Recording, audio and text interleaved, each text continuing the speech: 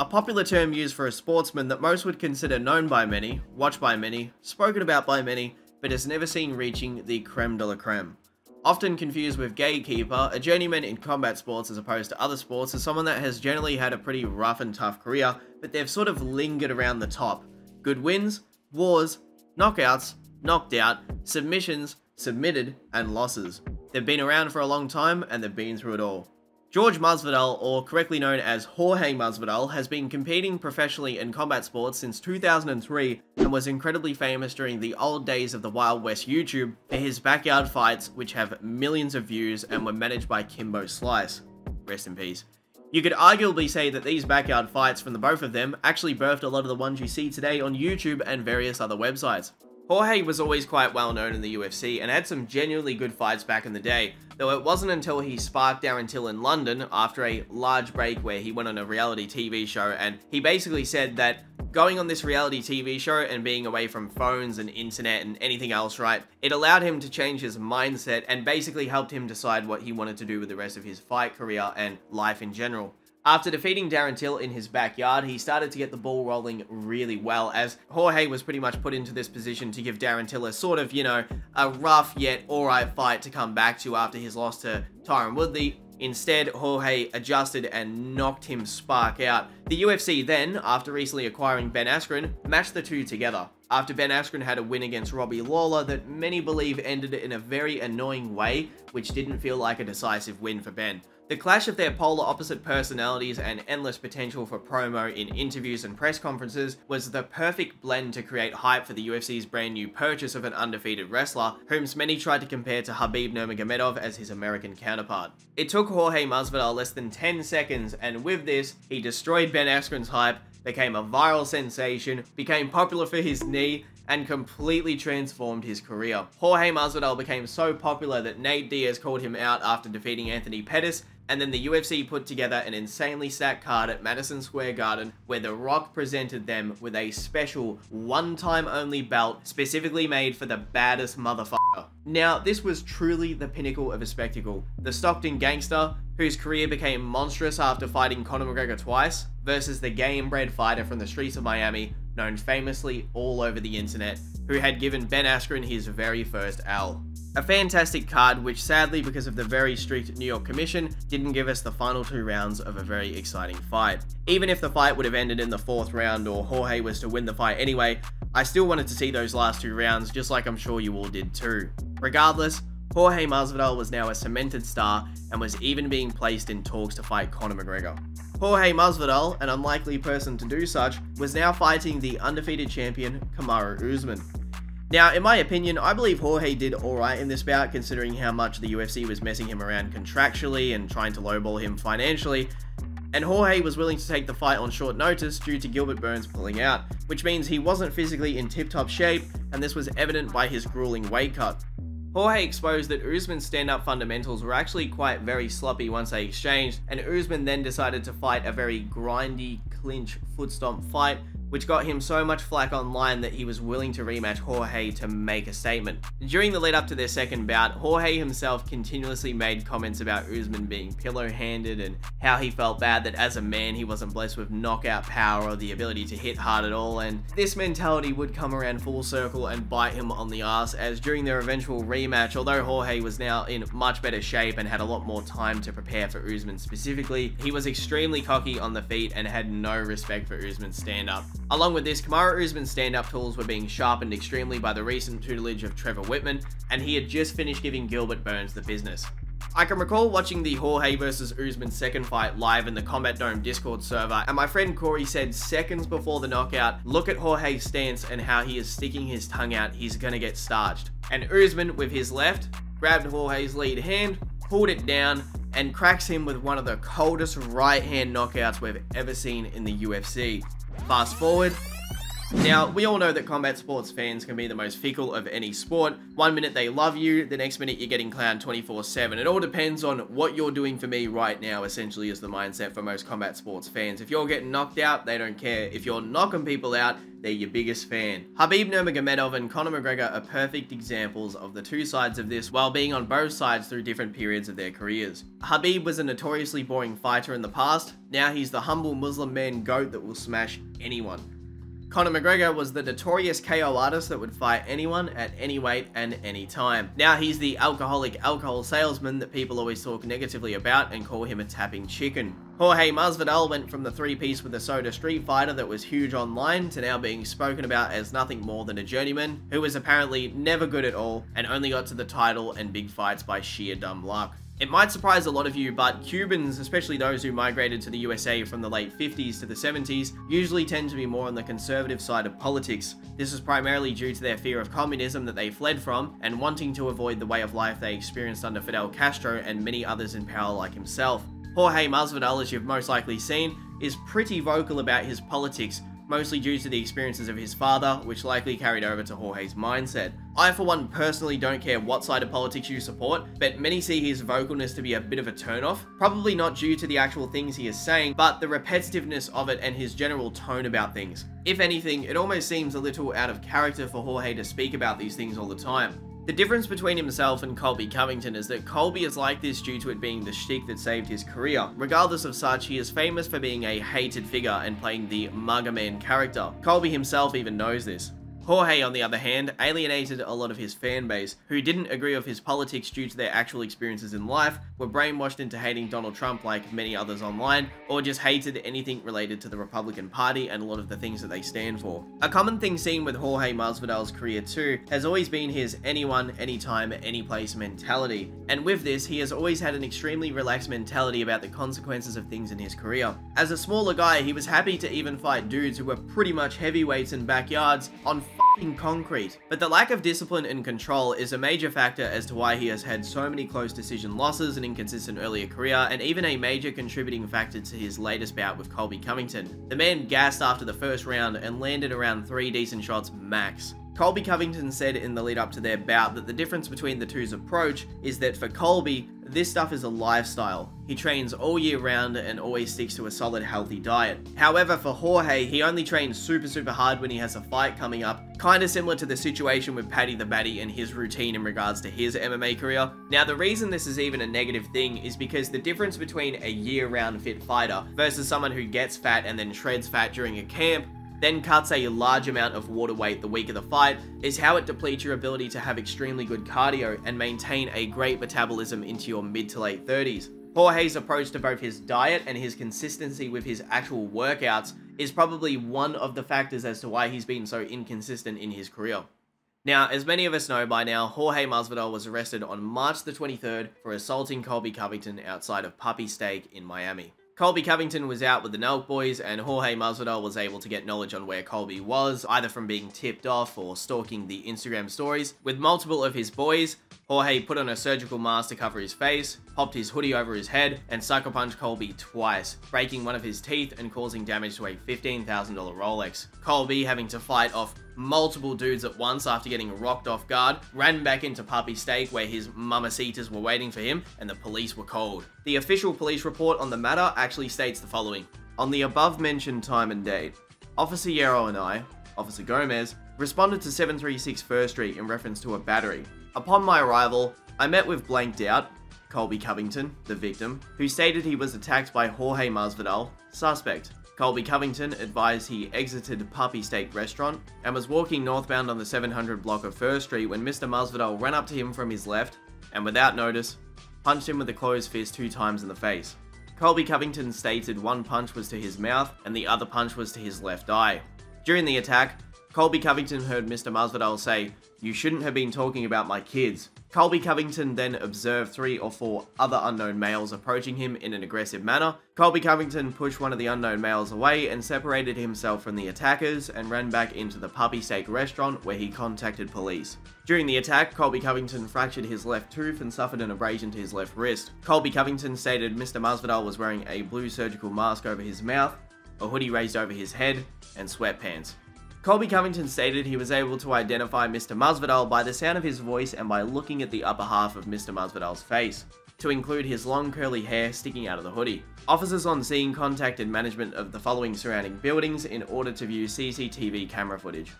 Now, if you're even slightly in the MMA community, you'd know that Khabib Nurmagomedov's manager is notorious for being a very shady and slimy individual. Although a good manager, the man is famous for running the social media accounts of the fighters he manages and usually speaks on their behalf in a way that they normally wouldn't speak. Kamaru Usman actually joked about this and said to get a hold of your accounts or he'll just keep tweeting for you. Usman is also obviously managed by Ali. A tweet was recently put out on Khabib's official Twitter account, and this was made to condemn Colby Covington after he was assaulted, which is really weird timing, claiming that family should never be spoken about and welterweight should stop fighting Colby as a way to blacklist him from the UFC.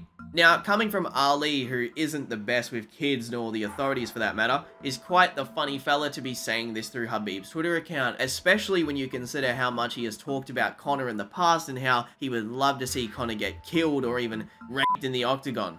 Or how his accusations towards Colby talking about Jorge's kids aren't actually true. He was directing his comments at Jorge specifically being a bad father and partner to his ex-girlfriend. Yes, bad taste to say these things, but there is a major difference between the two things that are being spoken about. Now, if it actually was Khabib making the tweet, well, Khabib also has plenty of baggage himself, and actually gave Colby a standing ovation even after everything he had already said to Jorge Masvidal at the press conference before their fight. Another reason why I really doubt that it was Khabib who made that tweet is because I highly doubt he would have bothered to add hashtags at the end of a massive heartfelt sort of post like that. I just feel like it was clearly made conveniently by Mr. Ali after Colby went through what he did, and again, of all times for Khabib to then address this topic, why would you give him a standing ovation and then do it when Colby was the one that was actually assaulted in this instance? It just does not make any sense.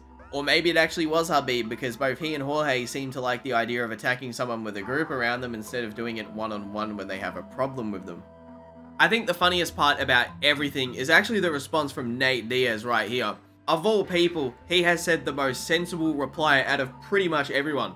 A very annoying continuing narrative I've been seeing from many MMA fighters, ex-MMA fighters, and journalists is how much people are saying things like, well, Colby knew not to say anything, Jorge's a real one, he's anytime, any place, and anywhere. If you say something, you better be ready for the consequences. Many people from DC on his show with DC and RC, Michael Bisping, to Mr. Point Fighter Sean Strickland, have said some incredibly dumb stuff, and Sean Strickland of all people is the most ironic considering the dude talks like he fights like Paulo Costa, but he fucking fights like his life depends on winning a decision fight, and says hands down some of the dumbest shit in MMA. Jorge Masvidal had 25 minutes to do basically whatever he wanted to Colby Covington, and instead he gassed out in the first round and then kept posting the one good punch he landed all over social media. Then, after Colby clowned him online all week with uploading photos of him just dominating Jorge, Jorge tracks him down and commits a crime on him.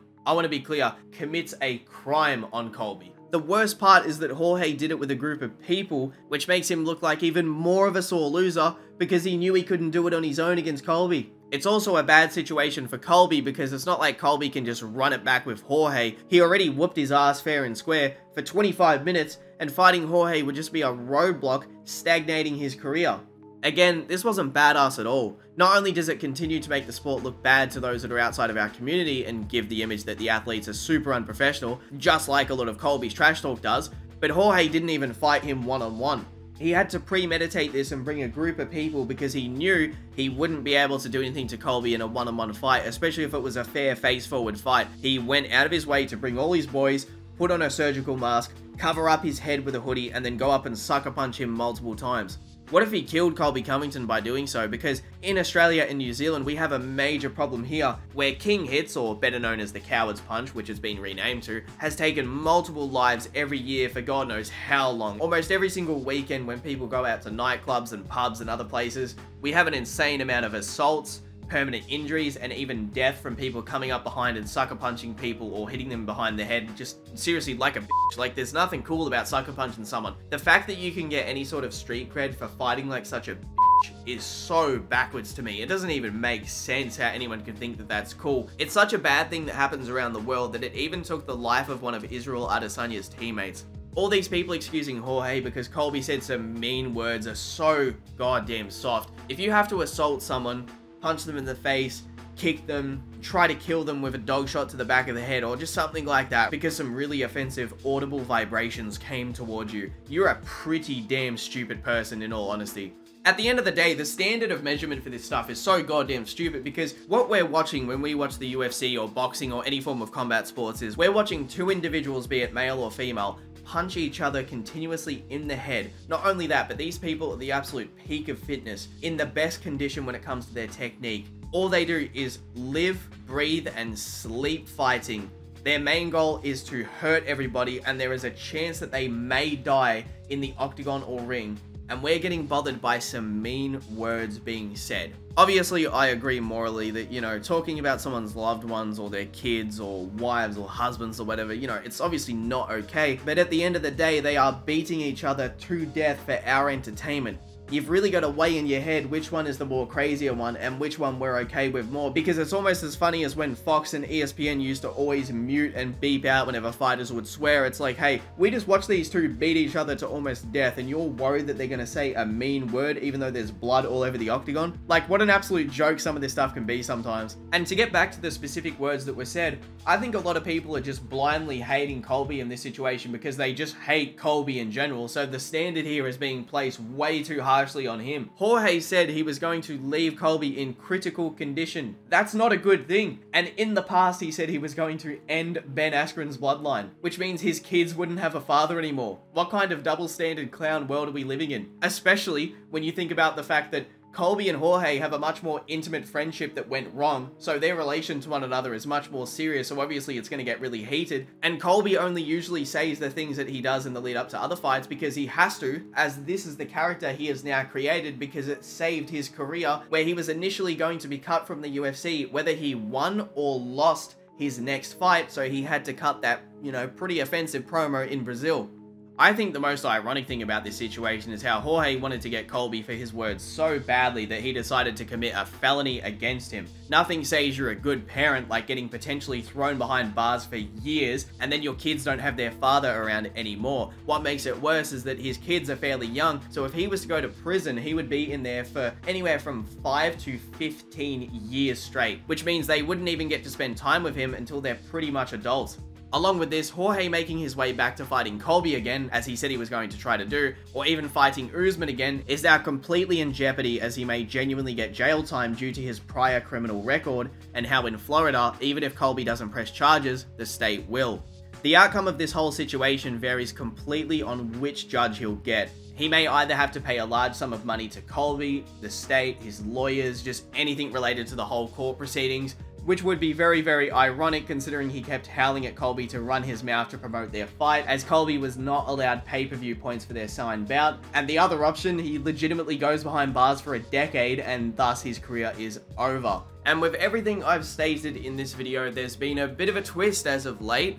Jorge Masvidal recently attended a political event with Governor Ron DeSantis, I'm not too sure how to say the guy's name, so sorry in advance, and this political event had a bit of a combat sports theme to the promotion. Along with this, Jorge Masvidal, who was highly praised at the event and invited to go to the event, I want to stress that, invited, well, he gave his BMF belt to the governor. The reason this is even being mentioned in the video is because the governor is clearly a fan of combat sports, and even after what Jorge did, he was still invited. Governor Ron DeSantis actually has the power to pardon Jorge and have his charges dropped. If this was to happen, I wouldn't be surprised, especially because the governor seems to be a fan of combat sports and the beef between the two sort of did stay between the two. I mean, it just brings more and more eyes to Miami. I'm just saying, I wouldn't be surprised if Mr. Jorge gets away with it. From sleeping in a car with a broken window that had water leaking through it, fighting at the top of the world, to potential life-ruining jail time.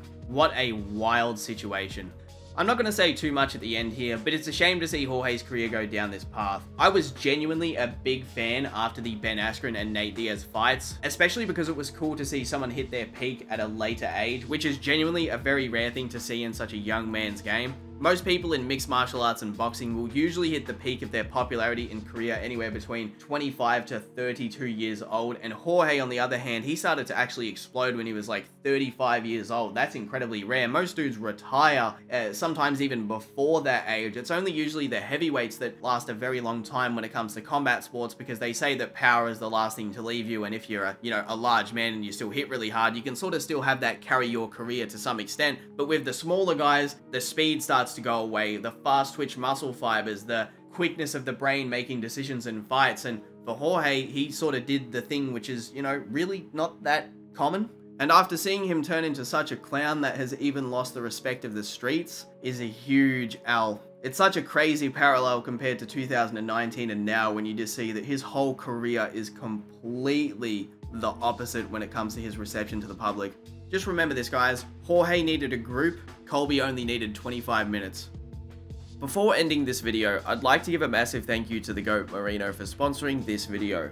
Thanks to Marino's donation for this specific video, I didn't have to take a sponsorship deal from a company that I don't even care about when it comes to their products or services, and it feels much more genuine to announce something like this. Direct donations like these allow me to create videos much faster and help me out quite a lot in general, considering YouTube is actually my job. I know many YouTubers out there make Patreons and have that as an alternate source of income, but it's just not my style, and I feel like I'd be giving false promises if I was to claim I'll make videos at certain times or by a certain day, especially with how inconsistent my actual YouTube schedule is, or how I'm feeling and stuff. Like, that can sort of be a big factor as to whether or not a video is coming. And I also never want to make a video if I'm in like a bad mental spot, because the quality of the video will turn out to be bad. So just to be clear, it is much more helpful if you guys are to directly donate to me, whether it's just donating on the Streamlabs link in the description below or actually sponsoring a video of mine, because I want you guys to do me a favor. Please go check out Marino's links below and follow the ones listed, which are below. This dude is seriously the GOAT, and I really appreciate how much he's been sponsoring my videos, supporting my Twitch, and just supporting my channel in general. The dude is one of the nicest guys I've ever met, and he's seriously such a good friend. I also want to reiterate, if you want to sponsor a video of mine and have your name shouted out at the end, just like Marino's right now, make sure you check out my About section, which is on Twitch. It's actually linked below in the description. While you're at it, give me a follow on Twitch, because I am going to be streaming there a lot more consistently now. But if you're interested, read the About section and you'll see what I'm talking about. Thank you all for watching. I hope you all enjoyed another one of my MMA videos. I would love to make more, but seriously, it all depends on you guys. So if you want me to make more MMA content, give the video a like, subscribe to me if you're new, and leave a comment in the comments, because it actually does help if you guys are to boost the comment section and leave a comment and tell me what you think about the video. Everything helps, like likes and comments. So yeah, thank you guys so much. Again, if you want to see more MMA content from me, just simply like the video, subscribe, and hope you all have a nice day. And, oh yeah, the only thing funnier than Conor McGregor getting in the old Bentley and taking it for a spin to outdo Jorge in the latest headlines is how Jorge actually snitched on himself in this whole situation. What a fucking idiot. Listen to me, I'm your boy. I love your shoulders respect, love you. I think you lost the fight. I think Usman kicked the shit out of you. I think he beat you. Kyle and him beat the out of you. I got a ring, like a start, like 3 rounds. No way. Me, Steiny, and Salim. Did they get a bat? Or? I think I'm not trying to be the man. Some reason I think I can kick the shit out of you. You do. I love that.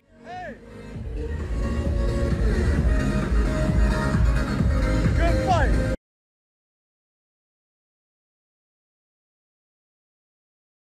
Bob Menery actually set Colby up. So I did see him texting Masvidal while we were at dinner with Colby. So now that I think about it, something isn't really adding up. So